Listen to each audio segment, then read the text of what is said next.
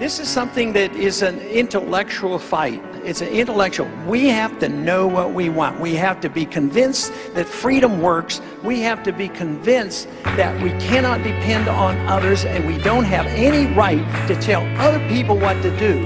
And if we did that, if we used that golden rule on interpersonal relationship, we ought to know how to use the golden rule on international relationship. If we don't want other countries doing anything to us, we shouldn't do it to them either. I've been blinded by the light as well as by the darkness, but now that I'm awake, grab your lighters and let's spark this debate for the fate of our nation and lives. This stuff is important to both left and right sides, so vote for the guy who's been consistent and strong, the defender of freedom who's been right all along. His name is Ron Paul. This here's my endorsement. It may not mean much, but together we're flawless, unstoppable. Unless they rig the election, which they probably will, and shit's gonna get hectic, but they can't stop a landslide, whatever they do. And he can win by a landslide if his message gets through. It's a message of hope for a peaceful tomorrow, and a message of joy for our world full of sorrow. So do the right thing, please vote with your heart, and be a true hero to this country of They're the heroes of mine in practice of civil disobedience to try to get the burden of government on our backs, and that's why I'm the one that protects the individual blacks who are in the city who are so unfairly being treated and thrown in prison.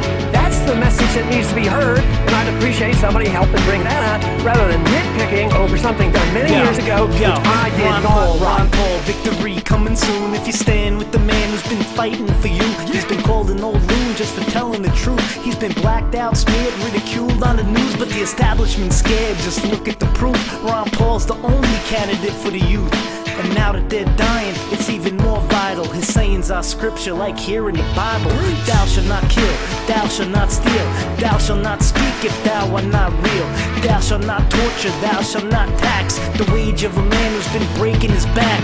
Thou shalt not break a constitutional oath. Thou shalt not skew the results of a vote. Thou shalt not go invading a nation without Congress's vote and a clear mission statement. We need a strong national defense, and we need to only go to war with a declaration of war. But if our national security is threatened, the evidence is presented to the Congress, I'd ask them for a declaration of war. But then it would be all out. I mean, I would know exactly who the war is going to be declared against and fight the war, win it, and get it over with. But it would be much more precise. The world's been waking up. We need a revolution. We like a peaceful change and we keep our constitution. That's why the doctor flew in to fix the sick nation from debt, death, war, and hyperinflation. He's got a lot of patience, but we haven't got the time. We gotta spread his message because the media's been lying. They keep saying he can't win while he's the people's choice. If you read between the headlines, that means we don't have a voice. Damn! Is this the land of the free still, where the one we elect really speaks for the people? Man, or are we just sheeple who go with the flow and don't see their evil? I really don't know if America can make it, but I really do hope we the people will awaken before it's too late. Please answer the call.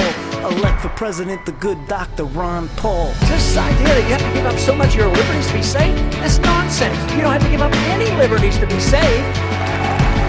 If you don't have true liberty, the wealth cannot last. It's been decades of bad economic ideas and bad foreign policy and bad monetary policy. That's where the problem is. He's a man with a plan for the country he loves. Only he understands enough is enough. Enough of the tax, enough of the spending, enough for these wars that appear never ending. Unless we elect us a principled person who will do what it takes to reverse this curse and end the Fed.